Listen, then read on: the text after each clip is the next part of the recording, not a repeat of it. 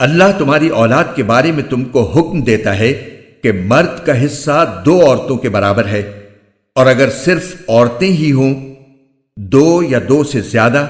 تو مرنے والے نے جو کچھ چھوڑا ہو انہیں اس کا 2/3 حصہ ملے گا، اور اگر صرف ایک عورت ہو تو اسے ترکے کا آدھا حصہ ملے گا،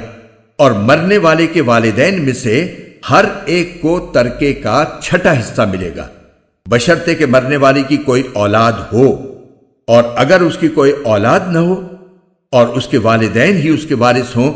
تو اس کی ماں 1/3 حصے کی حقدار ہے۔ ہاں، اگر اس کے کئی بھائی ہوں تو اس کی ماں کو 6واں حصہ دیا جائے گا، اور یہ ساری تقسیم اس وصیت پر عمل کرنے کے بعد ہوگی جو مرنے والے نے کی ہو، یا اگر اس کے ذمے کوئی قرض ہے تو اس کی ادائیگی کے بعد۔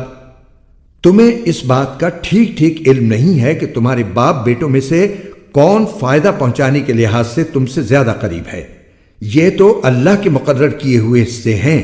یقین رکھو کہ اللہ علم کا بھی مالک ہے، حکمت کا بھی مالک۔ اور تمہاری بیویاں جو کچھ چھوڑ کر جائیں اس کا آدھا حصہ تمہارا ہے، بشرطے کہ ان کی کوئی اولاد زندہ نہ ہو، اور اگر ان کی کوئی اولاد ہو تو اس وصیت پر عمل کرنے کے بعد جو انہوں نے کی ہو اور ان کے قرض کی ادائیگی کے بعد تمہیں ان کے ترکے کا 1/4 حصہ ملے گا، اور تم جو کچھ چھوڑ کر جاؤ اس کا 1/4 ان بیویوں کا ہے، بشرطے کہ تمہاری کوئی اولاد زندہ نہ ہو۔ اور اگر تمہاری کوئی اولاد ہو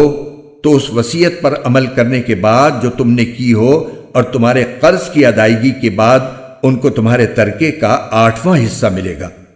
اور اگر وہ مرد یا عورت جس کی میراث تقسیم ہونی ہے ایسا ہو کہ نہ اس کے والدین زندہ ہوں نہ اولاد، اور اس کا ایک بھائی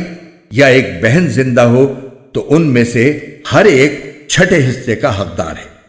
اور اگر وہ اس سے زیادہ ہوں تو وہ سب 1/3 میں شریک ہوں گے، مگر